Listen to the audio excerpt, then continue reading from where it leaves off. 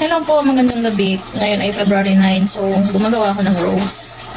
Ayan, ito meron ako mga petals na nagawa. So yung tatlo, nasa unahan. And 4, so kulang pa ng isa para makabuo ako ng isang rose. So ganito ko siya ginagawa. So ang aking rose, ang nakukonsume kong cozy wire ay 8. Ang isang cozy wire, nagagawa ko na siya ng isang petal. So ganito siya. Ito ay bend lang natin. Parang sobra kasi ito yung pang-lock. Then ito. Ganito ko lang siya ginagawa guys. Ayan. Ipaikot natin ng twice. Ayan. Then ito ilalak ko na siya. So pangalawang ikot ito ilalak ko siya. Ayan.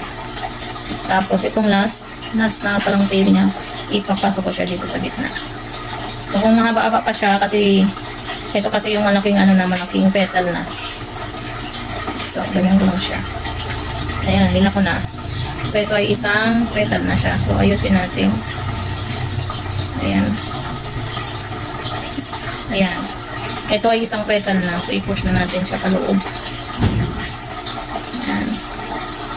Ayan, ito i-form na natin. Yung iba gumagamit lang pang twist ito pabaliktad. Ako hindi na. So ayan, i-form ko na siya. So ayan na siya. Ito. Ganyan lang po siya. Kaya ang konsumo ko ay 8. 1, 2, 3, 4, 5, 6, 7, 8. So 8 siya lahat. Ang kapatid ng aking ilaw. Ayan, 8 siya lahat. Then, pagdating naman sa yung nilalagay dun sa kwetaan, ganito yung ginagawa ko. Gawa tayo. Ito. Hindi ko na siya puputulin. Minsan ang ginagawa ko, pinuputol ko siya. Ito, kung gagawa ko ng 5, kasi syempre ito 4 yung magagawa ko kasi maliit. Pinuputol ko siya. Dahil pag gagawa ko ng 5, so gagawa natin siya ng maliliit na bend. Para sana magsakto. 1, 2, 3, 4,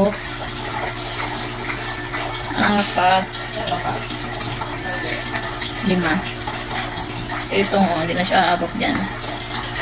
5. Diba? So tingnan natin. Ito kasing ginawa ko, 4 lang to. 5. So magbabawas tayo, gagawin natin mas smaller. Ganyan siya kaliliit. 1, 2. Para may handle pa rin siya yung kakapit dun sa stem niya. 3, 4 na. Ito na yung pang 5. Ayan. So ayan na siya. 5. 1, 2, 3, 4, 5. Then ito i-twist na natin. Ayan. Ayusin na lang natin yan na mag-pointed. Kahit isang twist lang okay na.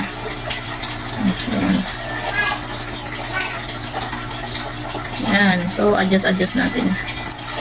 Adjust natin yan. So ito, i-close na natin siya. Ito pababa.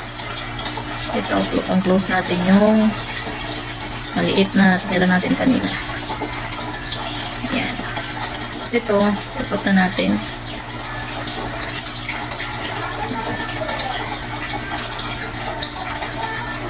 Ayan. So meron kang 5. So ayusin natin ito.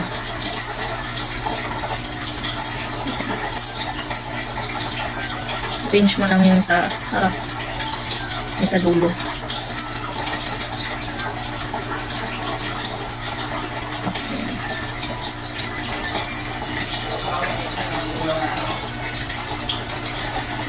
Ayan.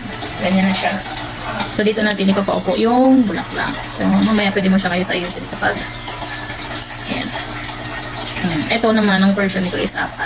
So it's up to you, pwede pa siyang maging 6.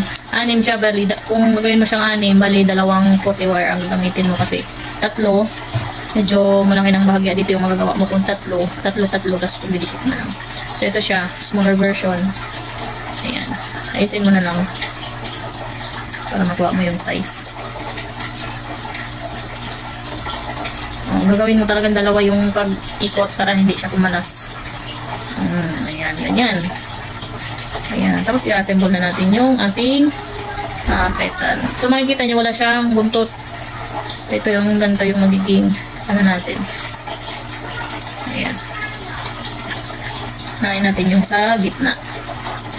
Ayan, ganyan lang siya pagdidikit mo. Ayan. Para meron kang pangkakapitan. Yan, nididikit mo siya. Nididikit mo siya ng gugan dito. O ng glue stick. Ayan.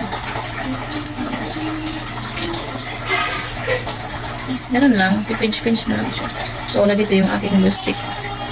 Ayan, ganun mo lang siya. Dikit mo. Take time pa sa pagdidikit. Tapos, siguraduhin na mainit yung ating glue stick or glue gun para hindi masayang. So, ganyan siya. Then, sunod, ipatong mo na lang din yung 5. So, adjust mo na lang. After nyan, lagay mo na siya sa ganito.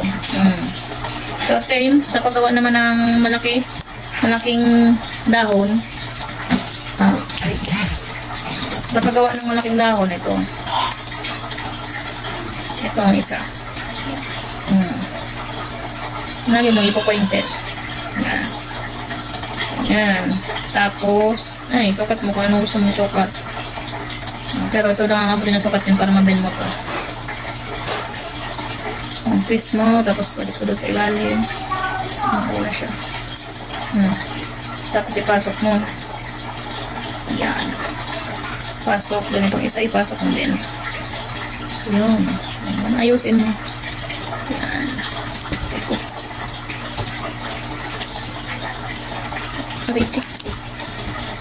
Ayan. So, ganyan na siya. Then, ilalak mo. Ayan, ayusin mo na lang siya. Ayusin. Dark green kasi itong nakuha ko. So, pwedeng yung isa, kung gusto mo, yung isa gupitin mo. Tapos ito, pwede mo siyang kadaanan ng lighter itong isa. Or gusto mo, ito na lang. So, ano yun na siya? Leaves ka na. Yung pag ginugupit pa yan, ito lalo na yung nandito, kung ginugupit pa yan, hindi ko na siya ginugupit. Ayan. So, ayan nga, sinasabi ko sa paggagawa ng flower, dapat maging creative ka. Kahit anong tingin mo dyan sa online, kahit anong tingin mo sa Facebook, kung talagang wala sa passion mo yung paggawa, parang mabilis kang ma-burnout, mabilis kang ma-boring, hindi ito para sa'yo. So, that's all for today's video. Thanks for watching. Bye-bye.